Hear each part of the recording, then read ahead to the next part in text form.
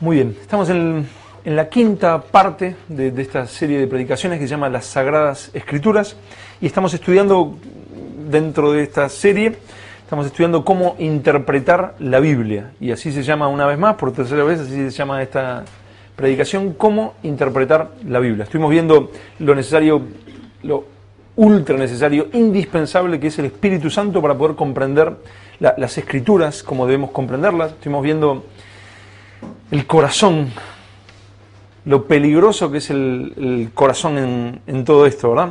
Un corazón errado nos va a dar una interpretación errada de las Escrituras. ¿Sí o sí? Miren, vamos a leer Primera de Timoteo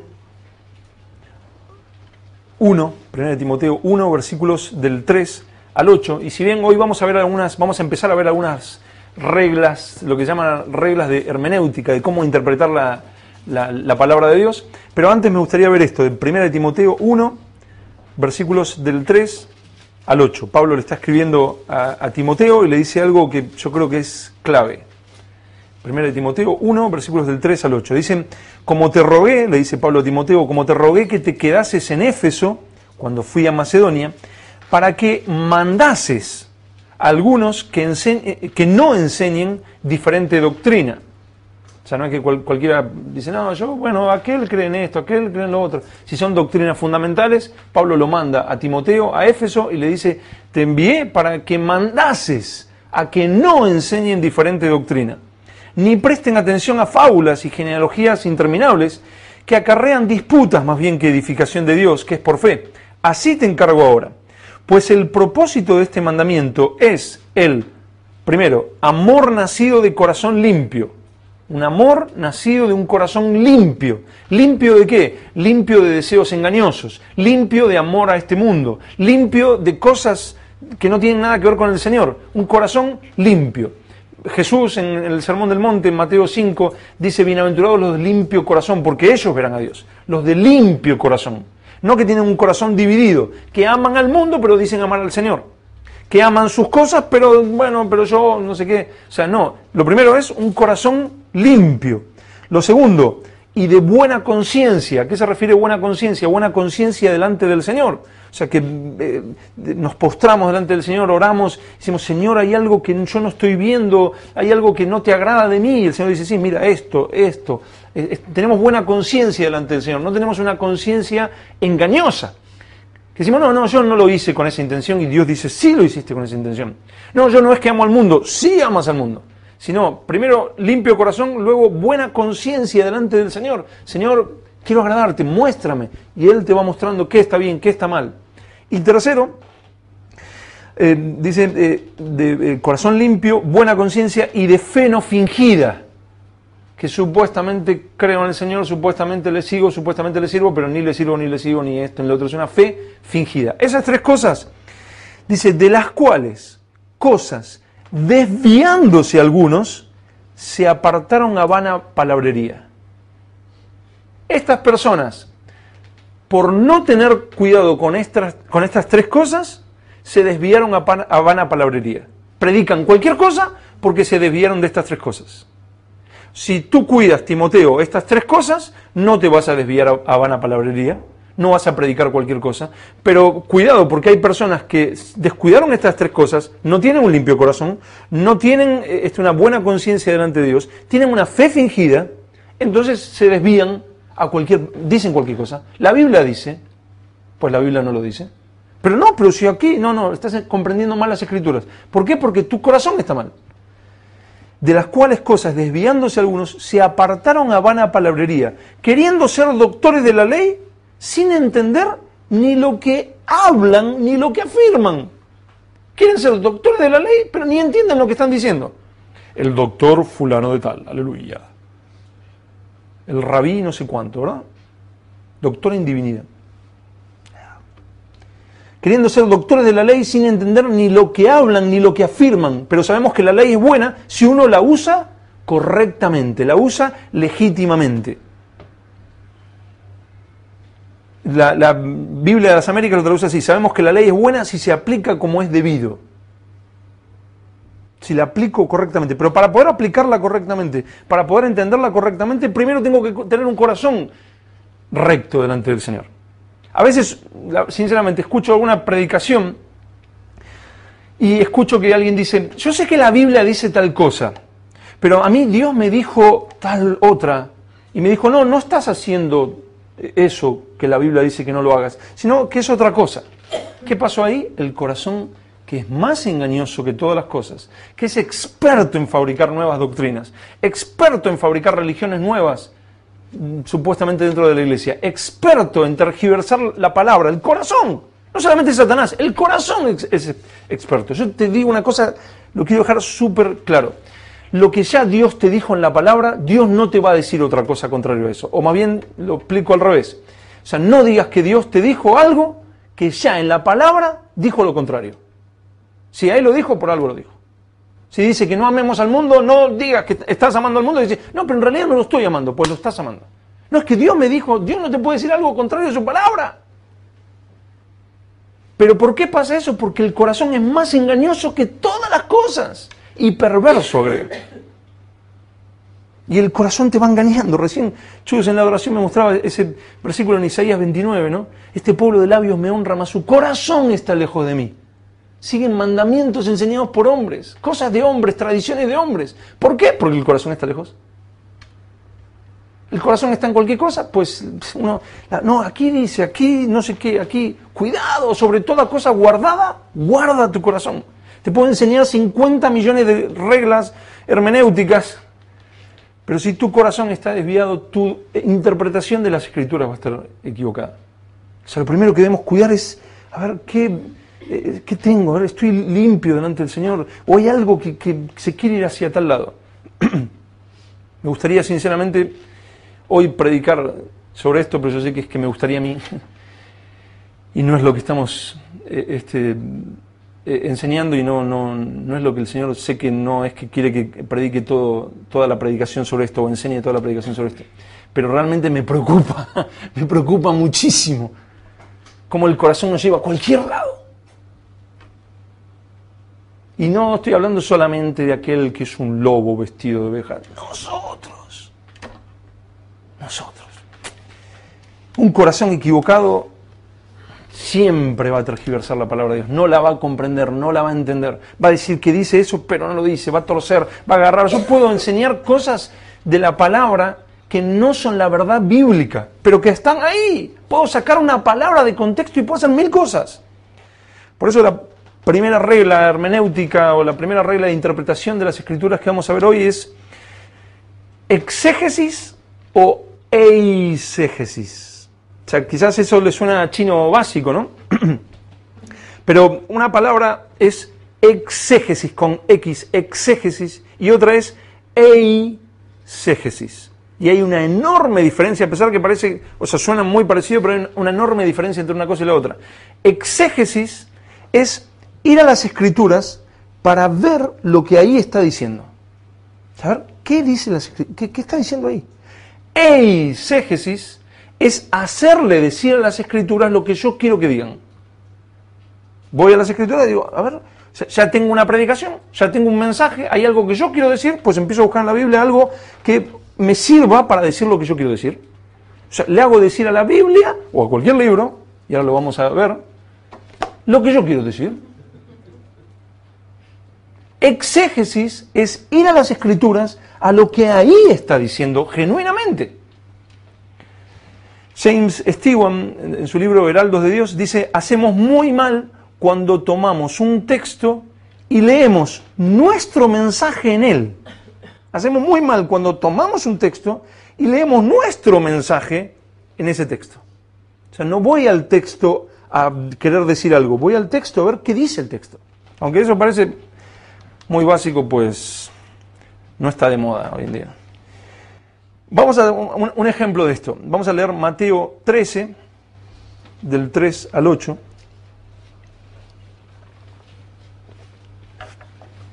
En realidad nunca estuvo muy de moda, ¿no? Siempre se prefirió hacer eisegesis en vez de exégesis. Mateo 13, versículos del 3 al 8.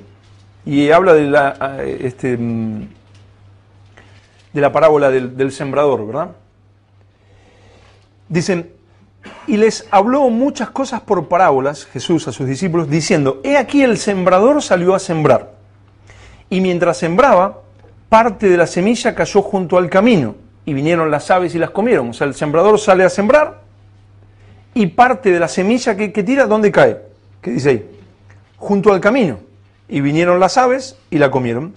Parte cayó, otra parte de las semillas que tiró, parte cayó en pedregales, donde no había mucha tierra, y brotó pronto porque no tenía profundidad de tierra. Primero cayó junto al camino, el segundo en un lugar donde tenía poca profundidad. Dice, pero salido el sol se quemó y porque no tenía raíz se secó. Y la tercera, y parte cayó entre espinos, y los espinos crecieron y la ahogaron, pero parte cayó en buena tierra y dio fruto, cual a 100, cual a 60 y cual a 30 por uno. Tenemos 4 tipos de terreno, uno junto al camino, otro con poca profundidad, otro entre espinos, y el cuarto da fruto. Yo les voy a dar una interpretación de esto que acabamos de leer, a ver qué les parece, ¿sí? Bien, tenía 4 territorios, ¿verdad? 4 terrenos donde se tiró la semilla. En la primera, ¿qué había? Era junto al camino. Pues llevamos alrededor de 2000 años de cristianismo y tenemos, esta parábola nos está hablando de la historia de la iglesia. Son los primeros 500 años de la iglesia. El principio, los primeros 500 años de la iglesia, cuando se predicaba la palabra, la semilla quedaba junto al camino. No daba el fruto que esperábamos. Eso fue del 0 más o menos hasta el 500, del 500 al 1000. Se siguió predicando la palabra en la historia de la iglesia, pero lamentablemente tenía poca profundidad la iglesia. La iglesia era una iglesia sin profundidad genuina. No vivían genuinamente el evangelio, no daban profundamente fruto. Eso fue del 500 al 1000. Y del 1000 al 1500 se predicaba, pero la iglesia estaba entre espinos. O sea, los espinos, si después lo ven en la palabra, es que la iglesia estaba en el mundo. Las cosas de este mundo ahogaban a la iglesia, que era del 1000 al 1500. Pero luego, del 1500 al 2000, la iglesia comienza a dar fruto a 30, 60 y a 100 por uno. Hermanos, estamos viviendo tiempos del último gran avivamiento. Estamos viviendo tiempos donde la iglesia comienza a dar fruto genuino. Del 30 al 60, al 100 por uno, dando fruto la iglesia. Ustedes me dirán, pero ya estamos en el 2011, hermano. ¿Cómo puede ser si es del 1500 al 2000? Estamos viviendo una era de gracia. El avivamiento va a ser mayor. Dios es paciente y está esperando que todos se conviertan. Esta parábola habla de este tiempo que vamos a dar fruto, el último gran avivamiento. ¿Dice eso? ¿Dice eso la parábola? Yo he escuchado cientos y cientos y cientos y cientos y cientos y cientos de predicaciones donde lo que hacen es lo que acabo de hacer. Eisegesis del pasaje, le hago decir al pasaje lo que yo quiero decir. ¿Dónde habla ahí de un avivamiento? ¿Dónde habla ahí de la historia de la iglesia? ¿Dónde habla de 500 años y 500 años y 500 años? Pues si yo le hago decir a la Biblia porque ¿qué es lo que usé? La Biblia, ¿verdad? Pero ¿saben qué? Lo mismo puedo hacer con cualquier libro. Miren, así hoy, casualmente tengo un libro aquí de diseño gráfico de contenidos para Internet. Muy espiritual, ¿verdad? Diseño gráfico de contenidos para Internet. En la página 39, abra su libro de diseño gráfico de contenidos para Internet y encontrarán en la página 39 que dice esto. La memoria se puede dividir en 3 tipos. Ya sé que varía un poco con lo de las 4, pero no encontré nada con 4, entonces me quedé con esto. La memoria se puede dividir en 3 tipos. Sensorial, a corto plazo y a largo plazo. Para que los recuerdos lleguen a la zona de memoria a largo plazo, es necesario que previamente pase por lo sensorial y la de corto plazo.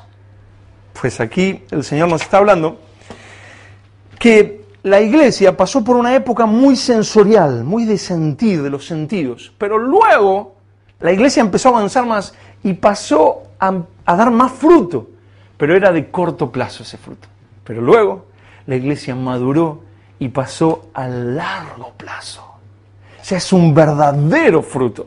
Pero fue necesario, aquí nos está diciendo la palabra del diseño gráfico de contenidos para Internet, que era necesario que la iglesia pase por ese tiempo sensorial, luego pase a la siguiente etapa de corto plazo para madurar y pasar a la era de fruto a largo plazo, de 30, 60 y a 100 por uno. ¿Dice eso lo que acabo de leer? No, aquí le están enseñando a la gente cómo meterle por internet productos a como de lugar. Eso es lo que está enseñando este libro. No tiene nada que ver con la iglesia. Pues puedo usar la guía de teléfono si ustedes quieren, no la voy a usar. Pero lo que sea, el libro que sea, es cuestión de un poco de imaginación y empezar a decirle al libro lo que se te ocurra. ¿Es eso predicar la palabra de Dios? ¿Es eso enseñar la Biblia? No tiene nada que ver con enseñar la Biblia. La parábola del sembrador no habla de eso. La parábola del sembrador lo que habla, lo que leímos al principio de Mateo, habla de que el sembrador sale a sembrar y no todos se convierten al Señor. Algunos, es una semilla que queda junto al camino, no se convierte. Otros, es una ¿cuál era la segunda? Se me hizo una laguna. Entre pedregales, tiene poca profundidad. O sea, predicamos y parece que se convierte, pero tiene poca profundidad. La tercera, entre espinos. La gente ama más este mundo y se ahoga la palabra. Pero seguimos predicando y hay gente que sí da fruto. Eso es lo que está diciendo ahí. No le metas que el Espíritu te dijo, que el Señor me reveló, que esto tiene aún más profundidad de lo que se ve a simple vista. ¿Qué? Fábulas. ¿Inventadas de dónde? De tu propio corazón. Cuidado, es lo que ahí dice. Y no estoy hablando solo de aquellos predicadores, que no sé qué, de nosotros. Vamos a la Biblia a ver lo que la Biblia dice. Nunca hagas eisegesis. Exégesis. ¿Qué es lo que ahí está diciendo? Voy a la Biblia para saber lo que debo decir. Para algunos la Biblia es un libro de historias que les sirve perfecto para decir lo que ellos quieren decir. O sea, yo quiero decir tal cosa, ¡pum!, me voy. El adulterio no está mal, pues la historia de Salomón te va a venir. ¿Qué debo hacer? Estudiar, escudriñar, investigar qué es lo que ahí dice genuinamente. Debo ser un buscador, un investigador de lo que ahí dice. Y enseñar y vivir exactamente lo que dice. Otra clave para no cometer terribles errores, para no correr mucho peligro a la hora de dar cuentas delante del Señor, es no sacar de contexto. Lo primero que vimos es hacer exégesis, ver lo que ahí está diciendo, investigar, estudiar, escudriñar y tener el corazón limpio para decir, no, esto es lo que está diciendo, pues lo debo vivir, lo debo enseñar. Y lo segundo es no sacar de contexto, ¿no? Se van a sorprender de algunos versículos y se van a sorprender de cuántas veces hacemos esto, pero al revés.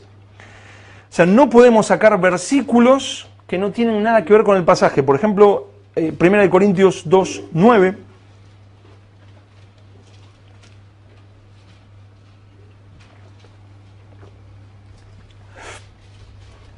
Primera de Corintios 2, 9.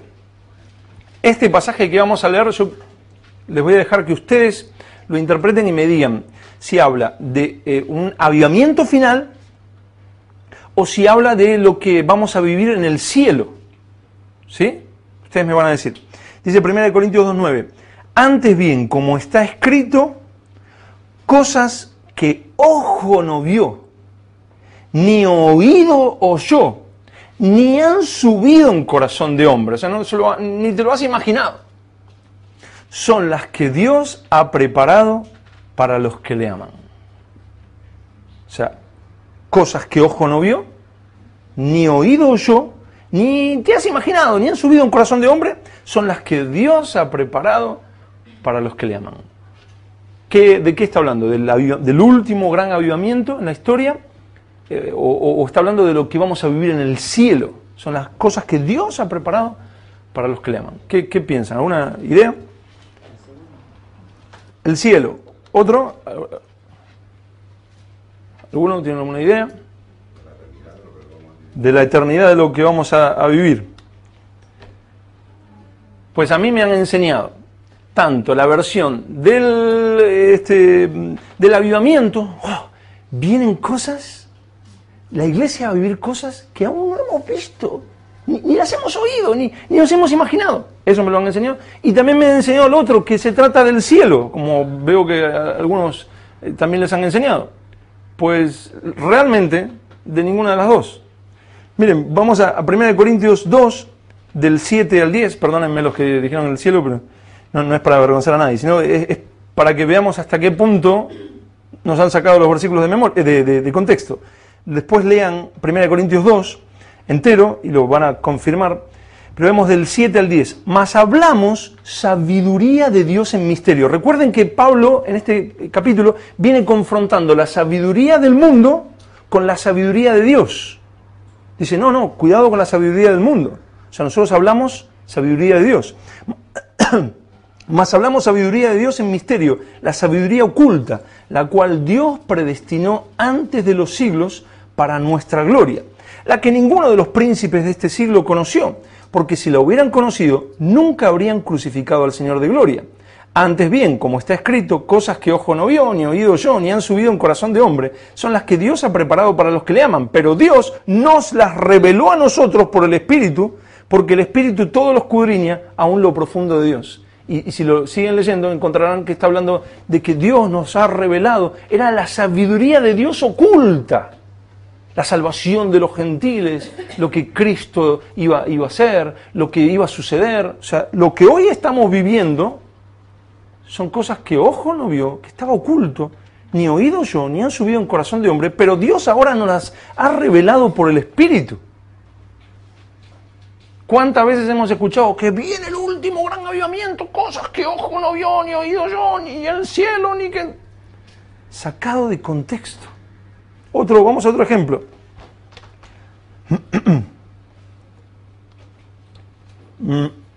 Antes de leer otro ejemplo, vamos a buscarlo y les comento una cosa. Juan 8:36. Juan 8:36. Mientras lo buscan, ¿qué pasaría si yo grabo, por ejemplo, no sé, a Paco? Grabo una conversación. Paco está hablando y traigo la grabación y le digo, miren lo que dice Paco.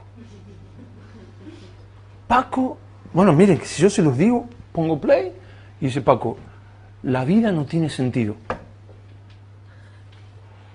Entonces, qué cristianito, Paco, ¿eh? ¿Cómo puede ser cristiano y decir que la vida no tiene sentido? El problema es que yo corté la conversación de Paco. Paco decía, si lo pongo completo, decía, la vida no tiene sentido sin Cristo. Pues eso es lo que hacemos cuando sacamos un versículo de contexto. Eso está dentro de un contexto. Hay una conversación que está llevando a cabo Pablo, Pedro o el que sea y que es inspirado por el Espíritu Santo. No podemos sacar un versículo de contexto. Cuando buscamos en el contexto, eso hace callar a muchos lobos y responde muchas preguntas. Miren, por ejemplo, Juan 8:36. Dice, así que si el Hijo os libertare, seréis verdaderamente libres. Verdaderamente libres, qué lindo. O sea, y hay gente cuando le dices, mira, debes vivir conforme a la palabra de Dios, a lo que la palabra enseña. Ellos que te responden, Cristo me hizo libre.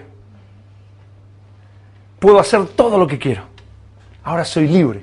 Tú lo que quieres es llevarme a una religión que te esclaviza, pero yo soy verdaderamente libre.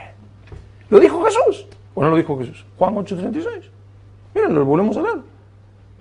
Así que si el Hijo libertare, seréis verdaderamente libres. Aleluya. Pues vamos a leer el contexto. Vamos a leer desde el 31 en adelante.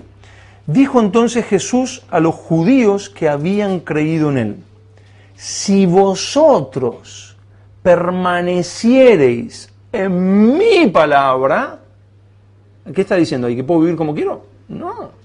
Si vosotros obedecéis mi palabra, si ustedes obedecen mi palabra, si estudian mi palabra y la siguen, seréis verdaderamente mis seguidores, seréis verdaderamente mis discípulos, y conoceréis la verdad, y la verdad os hará libres, verdaderamente libres, por obedecer, por ser obediente a la palabra de Dios.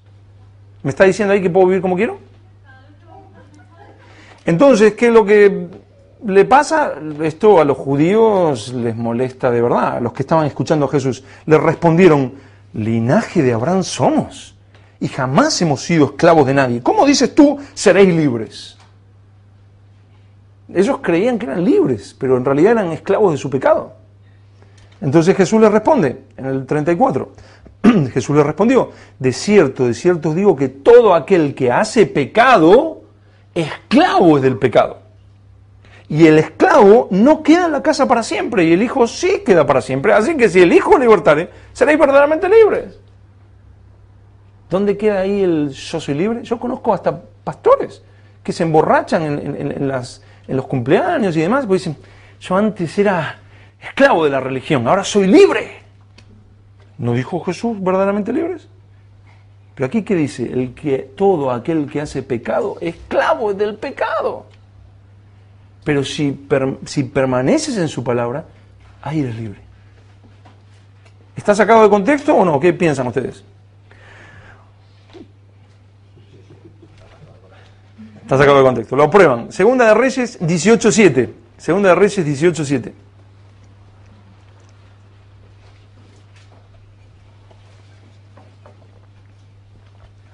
Segunda de Reyes 18:7. Algunos usan este versículo y dicen: aquí el Señor nos enseña que tú no vas detrás del Señor. Él va detrás tuyo. Él te sigue. Tú vas y Él estará contigo. Él bendecirá lo que hagas.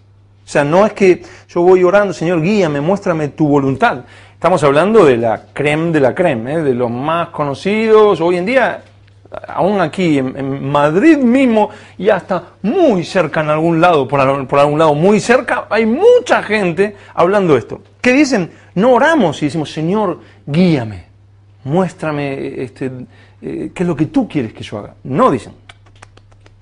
No. O sea, tú emprendes y el Señor viene detrás tuyo.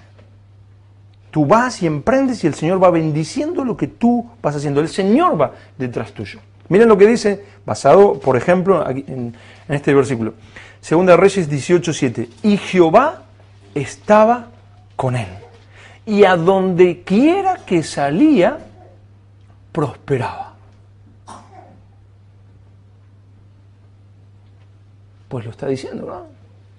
Aquí, ¿qué dice? Jehová estaba con él, y a donde quiera que... ¿Quién salía? Él salía, ¿verdad?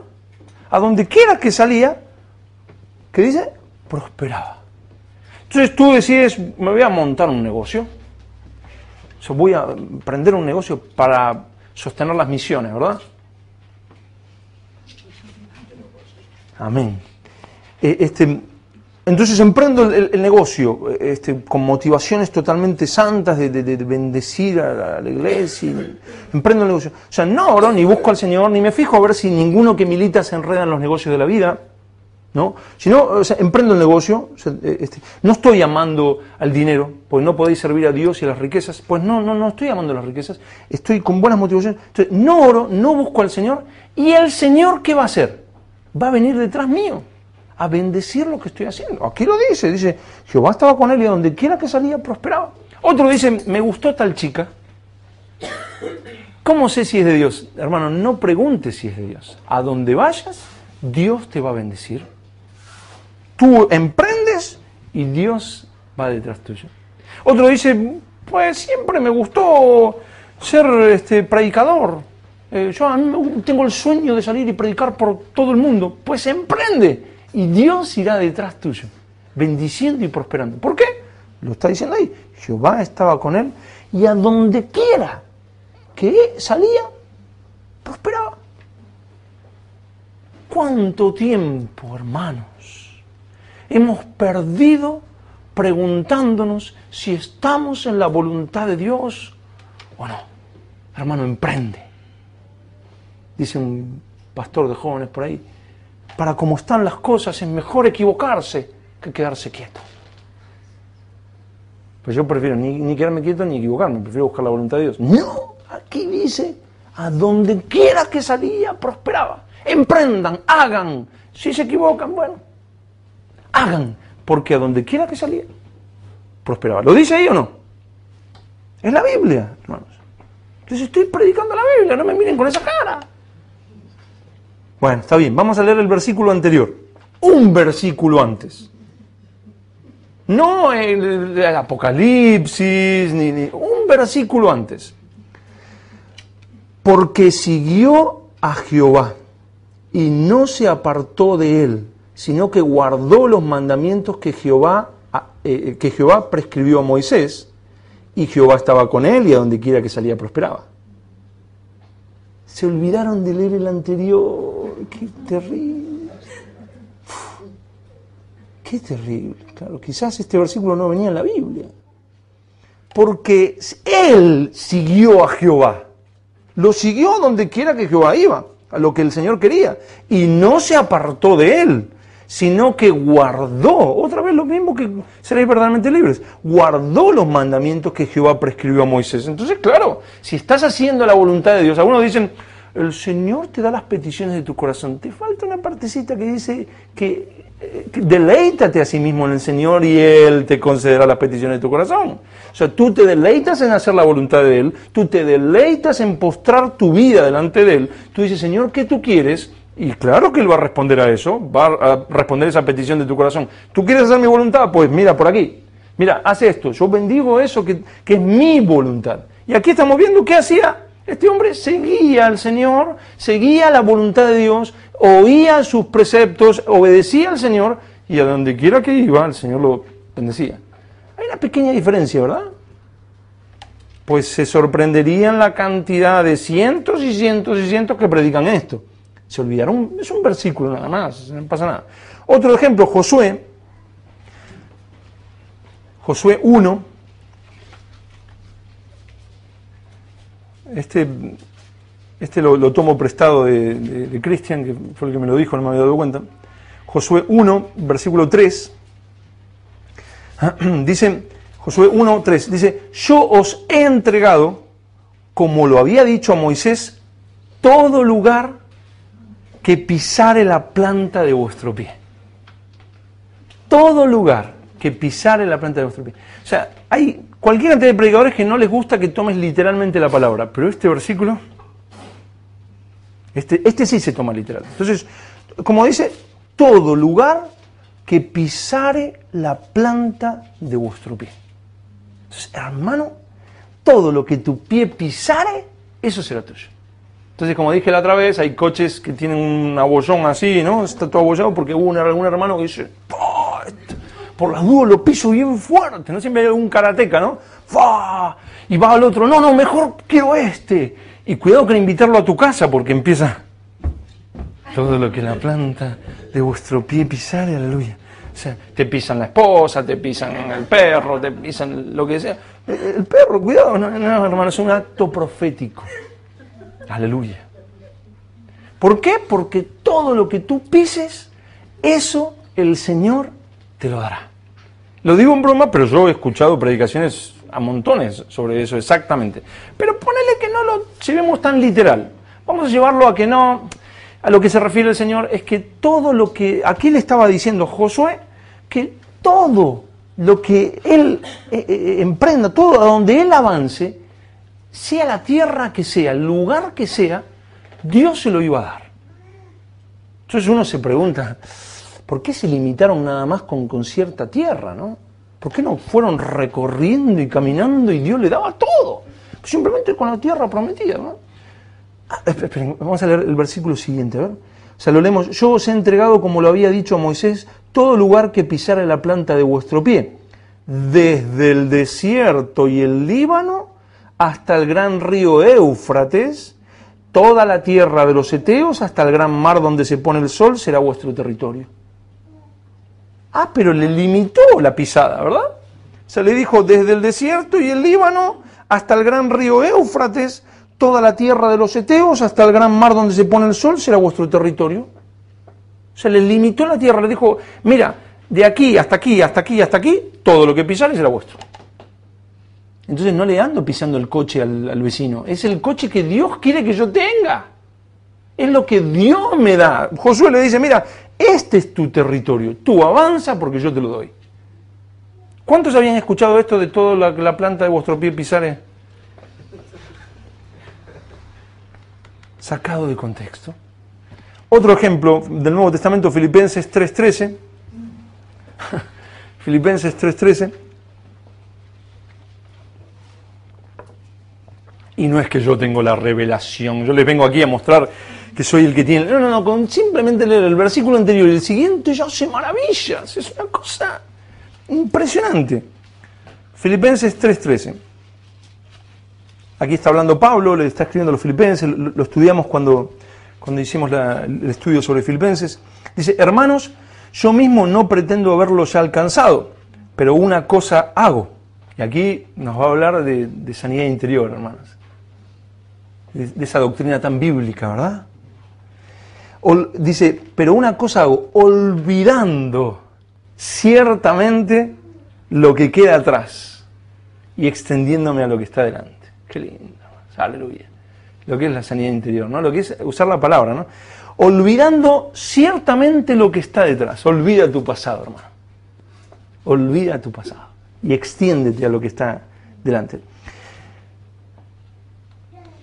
Alguien, también doctor, muy conocido, lo explica así, dicen, olvidando ciertamente lo que queda atrás, lo que hace la sanidad interior es separarte del pasado, sanando relaciones rotas, desatando amarguras, rechazos y heridas del pasado, olvidando ciertamente lo que queda atrás. Pues lo mismo lo podemos encontrar en este libro que les recomiendo, que es una bendición. Si lees desde el principio del capítulo, de este capítulo 3 de Filipenses, eso de olvidando ciertamente lo que queda atrás, se refiere a perder, Pablo hablaba de perder su pasado de orgullo y autosuficiencia. Dice, yo era fariseo de fariseos, hebreo, y esto y lo otro, y todo eso lo tengo por basura para ganar a Cristo. No está diciendo la abuelita Pepa, un día me hirió, y ahora estoy olvidando mi pasado para seguir adelante. De paso les digo, la doctrina o la enseñanza de sanidad interior es psicología y no tiene nada que ver con las Escrituras. Es antibíblica. Cuidado cuando te hablen de sanidad interior. Es diabólico, es del mundo. Lo puedo demostrar por la palabra. O sea, pero aquí, miren lo que dice en Filipenses 3, versículos 7 y 8. Pero cuantas cosas eran para mi ganancia, las he estimado como pérdida. ¿Ganancia de qué? De orgullo, de autosuficiencia, de yo valgo, yo soy alguien. Autoestima. O sea, pero cuantas cosas eran para mi ganancia, las he estimado como pérdida por amor de Cristo. Y ciertamente aún estimo todas las cosas como pérdida por la excelencia del conocimiento de Cristo Jesús, mi Señor, por amor del cual lo he perdido todo y lo tengo por basura para ganar ¿a quién? A Cristo. Y miren, lo vamos a leer porque yo aquí lo dejé inconcluso y se los quiero leer en contexto. Leímos hasta el 9. No, hasta el 8, para ganar a Cristo y ser hallado en Él, no teniendo mi propia justicia que es por la ley, sino la que es por la fe de Cristo, la justicia que es de Dios por la fe, a fin de conocerle y el poder de su resurrección y la participación de sus padecimientos, llegando a ser semejante a Él en su muerte, si en alguna manera llegase la resurrección de entre los muertos. No que lo haya ya alcanzado, ni que ya sea perfecto, sino que prosigo por ver si logro hacer aquello para lo cual fui también asido por Cristo Jesús. Hermanos, yo mismo no pretendo ya haberlo alcanzado, pero una cosa hago, olvidando ciertamente lo que queda atrás. El orgullo, la autosuficiencia, lo que me hace poderoso, lo olvido lo que queda atrás y extendiéndome a lo que está delante. No está hablando de tu pasado si tu abuelita te dijo tonto alguna vez o si tu papá en vez de acariciarte nunca te acarició. No está hablando de sanidad interior. Sin embargo, Está lleno de gente hablando, usando este versículo. ¿Por qué? Porque lo sacan de contexto. ¿Y qué lamentablemente hace mucha gente? Amén. Si el predicador lo dijo, si el doctor en divinidad lo dijo, lo enseñó, aleluya. O sea, ¿qué debemos hacer nosotros? Estudiar la palabra, investigar, escudriñar el contexto, a ver si verdaderamente lo está diciendo, a ver qué dice aquí, a ver. Por último, vamos a ver otra regla. No darle una interpretación a la palabra que no tiene claramente. Si no lo dice claramente, me encanta tu interpretación, pero es peligrosa, porque no lo dice claramente. No nos está permitido cambiarle el sentido a la Biblia. Los católicos, por ejemplo, creen en hacer oraciones por los muertos, creo que la mayoría lo saben, oraciones por los muertos, por los que se han muerto, porque dicen que los muertos están en el purgatorio. Entonces el muerto está en el purgatorio, entonces hacemos la misa para el muerto para que salga del purgatorio y pasen al cielo. ¿Eso está en la Biblia?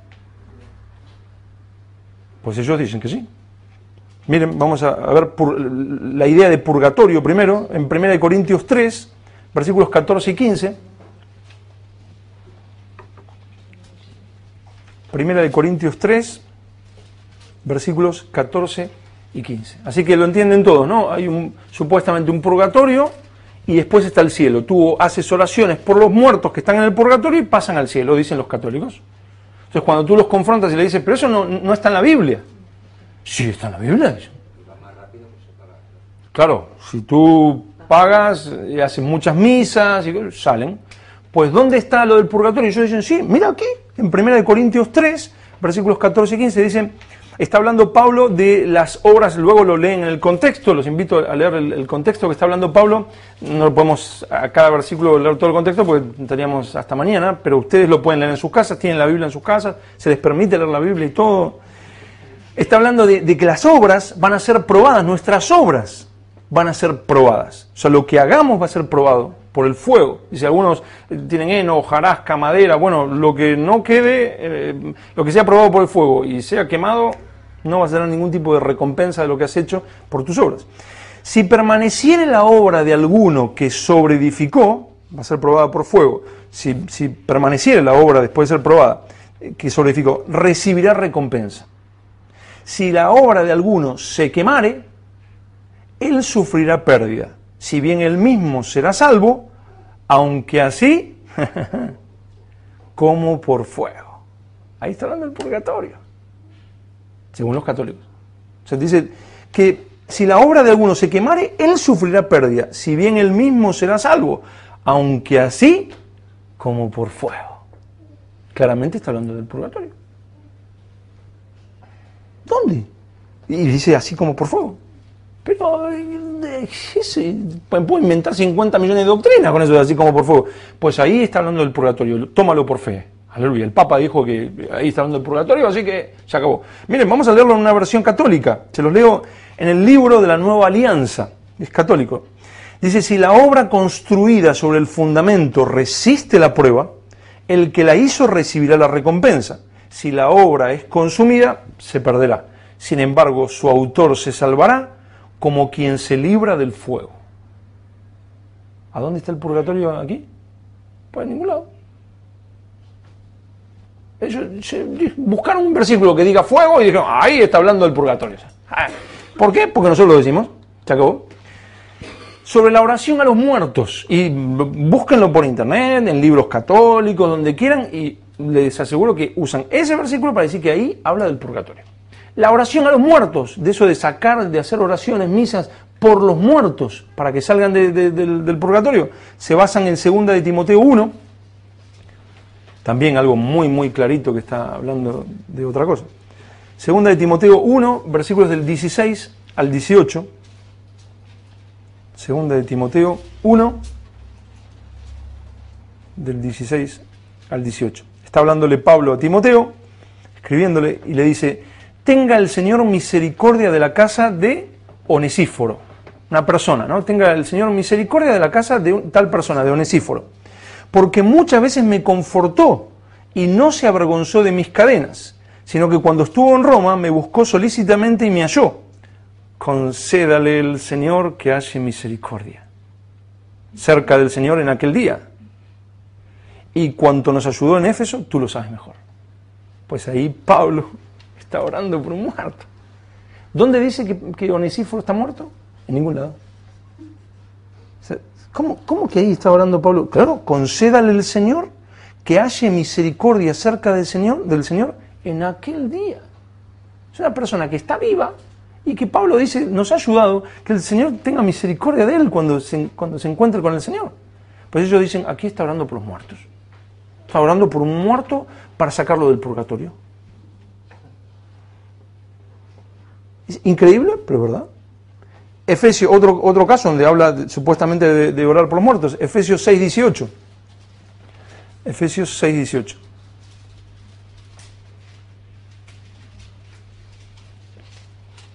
Pablo le estaba hablando de la armadura de Dios, del cristiano, de que debe vestirse la coraza de justicia, la espada del Espíritu, que es la palabra de Dios, y les dice que el cristiano debe hacer esto, debe orando en todo tiempo, con toda oración y súplica en el Espíritu, y velando en ello con toda perseverancia y súplica por todos los santos.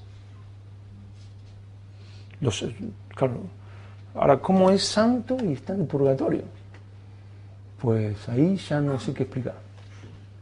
Y si vamos al libro siguiente, Filipenses 1:1, Filipenses 1:1, Pablo le escribe la carta de Filipenses a muertos. Porque dice, Pablo y Timoteo, siervos de Jesucristo, a todos los muertos en Cristo Jesús. Aleluya. A todos los santos. O sea que Pablo le está escribiendo la carta de Filipenses a los santos. Pablo y Timoteo, siervos de Jesucristo, a todos los santos en Cristo Jesús que están en Filipos, con los obispos y diáconos. O sea que Pablo le escribía a los santos. ¿Y por quiénes debemos orar? Por todos los santos, por nuestros hermanos, por los que están vivos, por los que están sirviendo al Señor. Encontrarás cualquier cantidad de veces que la palabra de Dios habla de los santos, que los santos son los separados de este mundo. Somos nosotros. Pero ellos dicen, ahí está hablando de orar por los muertos que están en el purgatorio. ¿De dónde lo sacan? Pues se lo inventan de su propio corazón, porque su corazón está equivocado. Otro ejemplo, y con este terminamos, vamos a Ezequiel 38. Miramos un poco lo que hacen los católicos, pero también miramos un poquito lo que a veces hacemos nosotros. Ezequiel 38, versículos 5 y 6.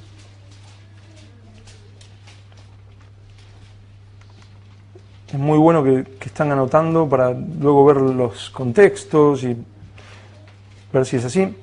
Ezequiel 38, 5 y 6 dice, aquí está hablando de los últimos tiempos, y es verdad que está hablando de los últimos tiempos y de cómo ciertas naciones van a ir contra Israel. Dice, Persia, Cus y Fut con ellos, todos ellos con escudo y yelmo, Gomer y todas sus tropas, la casa de Togarma de los confines del norte y todas sus tropas, muchos pueblos contigo. Pues el mismo que hablaba de sanidad interior decía esto. Irán aparece en este pasaje con el nombre de Persia. Eso puede ser, porque dice, el primero que nombra es Persia. Y en 1935 se le cambió el nombre a Persia, se le cambió a Irán. Ahí puede ser. Pero sigue diciendo, y Turquía aparece con el nombre de Togarma. Ven que en el 6 dice Gomer y todas sus tropas, la casa de Togarma. ¿Y cómo puedo saber que Turquía es Togarma? Pues los dos empiezan con T. Turquía, Togarma. Pero el predicador dice, no, es que las naciones, ciertas naciones, van a ir contra Israel. Y es Irán, Turquía y Rusia. ¿Y de dónde lo sacas? Pues Persia, Togarma es Turquía. ¿Y cómo lo sabes? Bueno, Togarma cuando escucho Togarma me hace pensar a Turquía. Y sigue diciendo este doctor, dice, y Rusia con el nombre de Magog. Rusia con el nombre de Magog. Ahí ya me mataste, porque los dos no empiezan con la misma letra. Rusia, Magog. ¿Y cómo sabes? Pues lo mismo, empleé el mismo método científico. Cuando pensé en Magog, pensé en Rusia. ¿Saben cuánta gente dice, miren, cuánto sabe de escatología este hombre? Claro, es que mira, claro, van a venir Persia, Irán, Turquía, Rusia contra Israel. Cuidado, hermanos, cuidado. Cuidado con hacerle decir a la Biblia algo que no está diciendo y que no está claro. Puede ser que sea, pero puede ser que no, porque no lo está hablando claramente. Tenemos que tener muchísimo cuidado. Les dije que era el último, pero les doy uno más. Y ahí sí termino. Vamos a la otra punta, a Apocalipsis 4. Apocalipsis 4, versículos 1 y 2. Donde nos dicen muchos que este pasaje habla de que el mundo está a punto de vivir, la Biblia habla, ahí sí que lo habla claramente, está a punto de vivir gran tribulación, cual no la hubo ni la habrá. Eso es lo que la Biblia dice sobre estos tiempos que estamos por vivir. Tribulación, sufrimiento, persecución como nunca hubo ni habrá después de eso. Eso es lo que la Biblia anuncia que viene. Eso es lo que la Biblia profetiza. Si uno a veces dice, bueno, ¿qué dirá la Biblia sobre estos tiempos? Pues eso es lo que dice. Pero algunos dicen, pero la iglesia va a ser antes de esa tribulación, va a ser arrebatada, va a ser levantada antes de que suceda todo esto. Así que dicen, tranquilos, no pasa nada, no se preocupen por el sufrimiento, no se preocupen por la marca, no se preocupen por nada, porque la iglesia va a ser. Uno de los versículos que se utilizan es este que vamos a leer, Apocalipsis 4, 1 y 2. Dicen, después de esto, miré, y he aquí una puerta abierta en el cielo, y la primera voz que oí, como de trompeta, hablando conmigo, dijo, le está hablando a Juan, dijo, sube acá, y yo te mostraré las cosas que sucederán después de estas. Y al instante yo, Juan, yo estaba en el Espíritu, y aquí un trono establecido en el cielo, y en el trono uno sentado. ¿Qué tiene que ver eso con que la iglesia va a ser arrebatada? Pues nada. Yo no digo que son del diablo aquellos que enseñan que va a ser arrebatada antes, no digo eso, porque una época se me enojaron, hay uno que se me enojó, pero yo pasé a ser del diablo por decir eso, pero claro, tenía que condenar a miles y miles y miles y miles y miles de millones de personas a lo largo de la historia que dicen lo mismo, que no hay arrebatamiento antes de la gran tribulación. Pero ustedes, léanlo un poquito, tómense el tiempo para encontrar aquí que está hablando de que antes de la gran tribulación va a ser levantada la iglesia. Léanlo tranquilos, en sus casas. Aquí dice, sube acá, le está hablando a Juan. A Juan le está diciendo, sube y yo te mostraré lo que va a seguir. Y Juan dice, y al instante yo estaba en el Espíritu, y aquí un trono establecido en el cielo. O sea, si no lo habla claramente, lo más sabio es hacer... No le hago decir a la Biblia lo que no dice. Si no lo dice claramente, mejor no inventarme cosas que no dice claramente. Si hay tantas cosas que la Biblia dice claramente y que son útiles y provechosas para nuestra fe, muchas veces, ¿saben por qué nos inventamos que Togarma y que no sé qué, que no sé cuánto? Porque eso a la gente le encanta cosas nuevas. Hoy dijo que Togarma es, ni me acuerdo qué era. No, Turquía era Togarma, ¿sí? Ah, claro, lo empezaron con T. Dijo que Togarma es Turquía. Y que Magog es Rusia, o sea que Rusia, ya empiezan, claro, ¿qué está diciendo? Les encantan nuevas cosas, novedades, claro, porque como no, lamentablemente hay gente que no, ayer como contaba, para mí la mejor predicación de hoy, se la perdieron algunos, fue dada de las 11:30 a las 12, y no la di yo, sino Andrés, que ayer salieron a un barrio que no me acuerdo cómo se llama, ese, Valdemir Gómez, ese. Digo fuerte, ¿no? Valdemir Gómez. Fueron ahí y decía que era terrible la gente drogándose, poniéndose heroína, gente con coches súper caros y gente del otro lado destruida. Había una mujer que le habían comido las ratas, le habían comido la cara. Y había algunos hermanos nuestros ahí predicando el Evangelio, entregando sus vidas por ellos. Hermanos, dejemos Togarma y vamos a vivir el Evangelio. sea, pero ¿qué pasa con muchas veces la gente? ¡Oh! Y los invitan después a esta gente y enriquecen a esta gente, hermanos. O sea, siguiéndole sus enseñanzas raras, los enriquecen. Y esta gente después termina pidiendo, no, pues yo viajo en tal avión y no viajo en aquel otro. Pues ni digo lo que pensé. Pero espero que el avión se le mueva un poquito y que le haga clamar al Señor y decir, tengo que enseñar lo que realmente es útil y provechoso. Y tengo que tener cuidado de no enseñar, no darles de comer a la gente que lo único que quiere es fábulas y cosas. ¿Qué debo enseñar? La palabra de Dios, lo que ahí está escrito. Debo enseñar cómo aprender, cómo estudiar la palabra de Dios. ¿Para qué? Para que pudiendo sacar lo útil y provechoso de las Escrituras, eso me edifique en la fe, eso me fortalezca en el Señor. Para vivirlo, para ponerlo por obra. Porque si soy un oidor olvidadizo, me estoy engañando a mí mismo. Lo que hablamos es para ponerlo por obra. Y tenemos que tener cuidado a la hora de predicar, a la hora de enseñar y a la hora de nosotros leer las Escrituras, de ver, a ver, en el contexto, ¿está diciendo esto como lo estoy entendiendo? No leo una cosa y digo, bueno, esto yo creo que significa... No, leo y voy escarbando y profundizando y escudriñando. Y eso que vas estudiando va fortaleciéndote. Claro, ¿qué está diciendo? ¿Por qué este versículo? Porque aquí, porque antes dice esto. Esto no lo termino de entender. Pues lo voy a investigar, lo voy a estudiar, voy a orar. Y si no lo sigo entendiendo, le tengo cuidado. Y si no es una verdad fundamental, con cuidado. Con cuidado.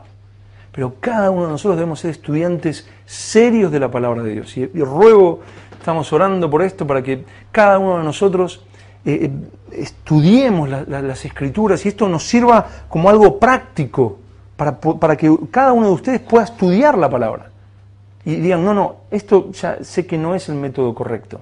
O sea, no es, a ver qué me dice el Señor, no. A ver, voy estudiando, voy leyendo, me consigo herramientas, pero bueno, eso ya lo vamos a ver más adelante. Pero les leo este versículo y terminamos. Segunda de Timoteo 2:15 dice, procura con diligencia presentarte a Dios aprobado, como obrero que no tiene de qué avergonzarse, que usa bien la palabra de verdad, que usa bien la espada del Espíritu, que es la palabra que tú has creído. ¿Qué hago con mis hijos? ¿Qué hago con mi familia? ¿Qué debo hacer en mi vida, en mi trabajo? ¿Qué debo hacer en las calles? ¿Qué debo hacer con los vecinos? ¿Qué debo hacer en esto? La palabra de Dios. Tú aprendes, tú escudriñas, tú buscas. Y esa palabra que has creído, que te ha sido revelada, que tú crees, que tú la vives, eso es poderoso. Escrito está, dijo Jesús. Y eso no tiene igual. Nuestra oración es que vivamos así.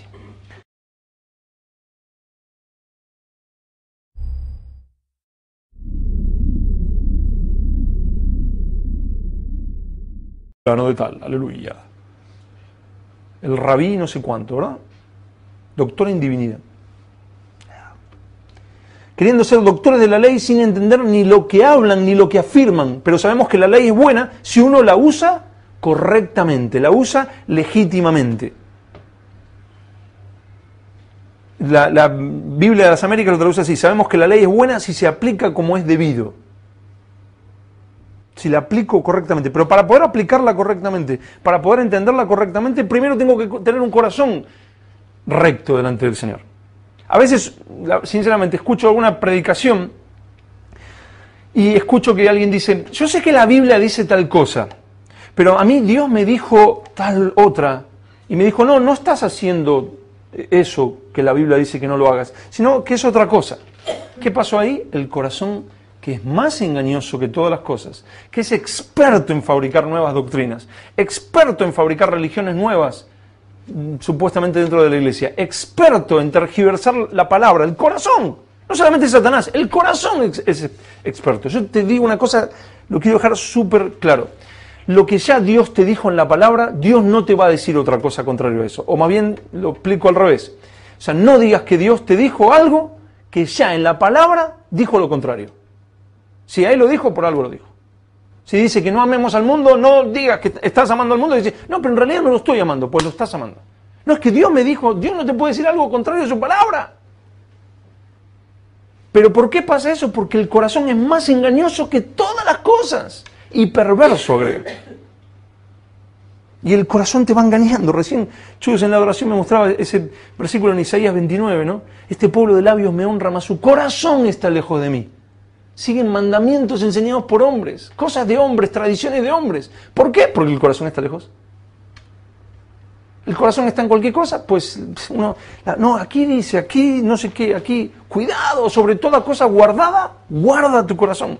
Te puedo enseñar 50 millones de reglas hermenéuticas, pero si tu corazón está desviado, tu interpretación de las Escrituras va a estar, que no tiene nada que ver con el Señor. Un corazón limpio. Jesús en el Sermón del Monte, en Mateo 5, dice, bienaventurados los de limpio corazón, porque ellos verán a Dios. Los de limpio corazón. No que tienen un corazón dividido, que aman al mundo, pero dicen amar al Señor. Que aman sus cosas, pero bueno, pero yo no sé qué. O sea, no. Lo primero es un corazón limpio. Lo segundo, y de buena conciencia. ¿A qué se refiere buena conciencia? Buena conciencia delante del Señor. O sea, que nos postramos delante del Señor, oramos, decimos, Señor, hay algo que yo no estoy viendo, hay algo que no te agrada de mí. Y el Señor dice, sí, mira, esto. Tenemos buena conciencia delante del Señor, no tenemos una conciencia engañosa. Que decimos, no, yo no lo hice con esa intención, y Dios dice, sí lo hiciste con esa intención. No, yo no es que amo al mundo, sí amas al mundo. Sino, primero limpio corazón, luego buena conciencia delante del Señor. Señor, quiero agradarte, muéstrame. Y Él te va mostrando qué está bien, qué está mal. Y tercero, dice, de corazón limpio, buena conciencia y de fe no fingida.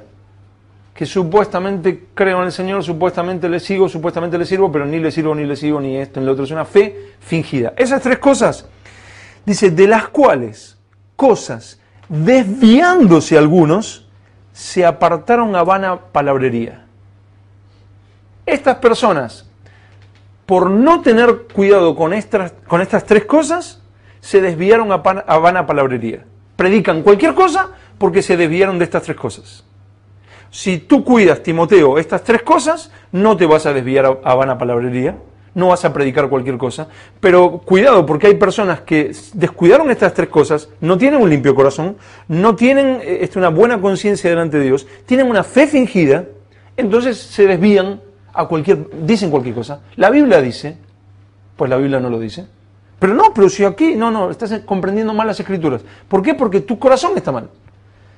De las cuales cosas, desviándose algunos, se apartaron a vana palabrería, queriendo ser doctores de la ley, sin entender ni lo que hablan, ni lo que afirman. Quieren ser doctores de la ley, pero ni entienden lo que están diciendo. El doctor fulano, equivocado. O sea, lo primero que debemos cuidar es, a ver, ¿qué tengo? A ver, ¿estoy limpio delante del Señor? ¿O hay algo que se quiere ir hacia tal lado? Me gustaría, sinceramente, hoy predicar sobre esto, pero yo sé que es que me gustaría a mí, y no es lo que estamos enseñando, y no es lo que el Señor, sé que no es que quiere que predique toda la predicación sobre esto, o enseñe toda la predicación sobre esto, pero realmente me preocupa muchísimo cómo el corazón nos lleva a cualquier lado. Y no estoy hablando solamente de aquel que es un lobo vestido de oveja, nosotros. Un corazón equivocado siempre va a tergiversar la palabra de Dios, no la va a comprender, no la va a entender, va a decir que dice eso, pero no lo dice, va a torcer, va a agarrar. Yo puedo enseñar cosas de la palabra que no son la verdad bíblica, pero que están ahí. Puedo sacar una palabra de contexto y puedo hacer 1000 cosas. Por eso la primera regla hermenéutica o la primera regla de interpretación de las Escrituras que vamos a ver hoy es exégesis o eisegesis. O sea, quizás eso le suena a chino básico, ¿no? Pero una palabra es exégesis con X, exégesis, y otra es eisegesis. Y hay una enorme diferencia, a pesar que suena muy parecido, pero hay una enorme diferencia entre una cosa y la otra. Exégesis es ir a las Escrituras para ver lo que ahí está diciendo. ¿Saber qué dice qué está diciendo ahí? Eisegesis es hacerle decir a las Escrituras lo que yo quiero que digan. Voy a las Escrituras y digo, a ver, ya tengo una predicación, ya tengo un mensaje, hay algo que yo quiero decir, pues empiezo a buscar en la Biblia algo que me sirva para decir lo que yo quiero decir. O sea, le hago decir a la Biblia, o a cualquier libro, y ahora lo vamos a ver, lo que yo quiero decir. Exégesis es ir a las Escrituras, a lo que ahí está diciendo genuinamente. James Stewart, en su libro Heraldos de Dios, dice: hacemos muy mal cuando tomamos un...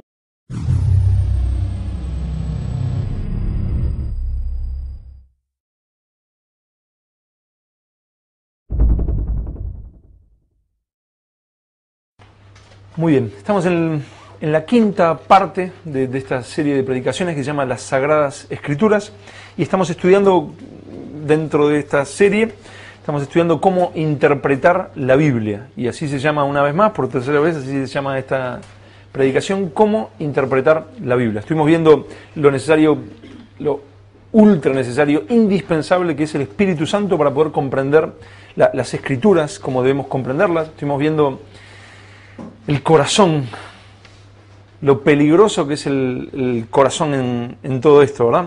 Un corazón errado nos va a dar una interpretación errada de las Escrituras. ¿Sí o sí? Miren, vamos a leer Primera de Timoteo 1, versículos del 3 al 8, y si bien hoy vamos a empezar a ver algunas reglas, lo que se llaman reglas de hermenéutica, de cómo interpretar la palabra de Dios, pero antes me gustaría ver esto, de 1 Timoteo 1, versículos del 3 al 8. Pablo le está escribiendo a Timoteo y le dice algo que yo creo que es clave.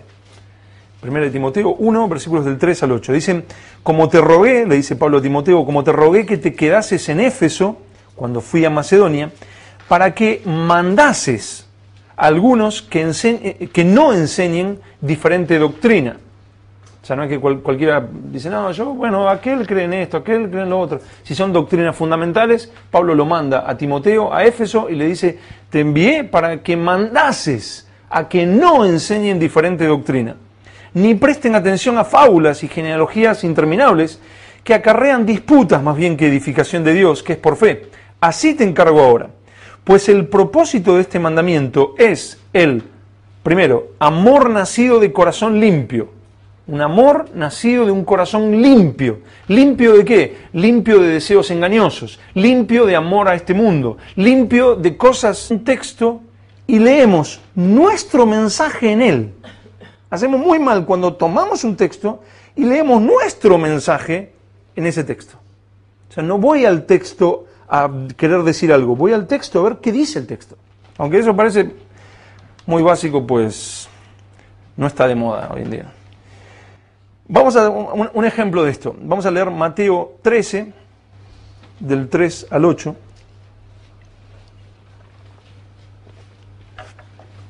En realidad nunca estuvo muy de moda, ¿no? Siempre se prefirió hacer eisegesis en vez de exégesis.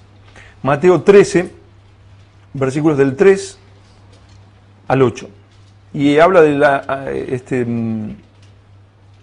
la parábola del sembrador, ¿verdad?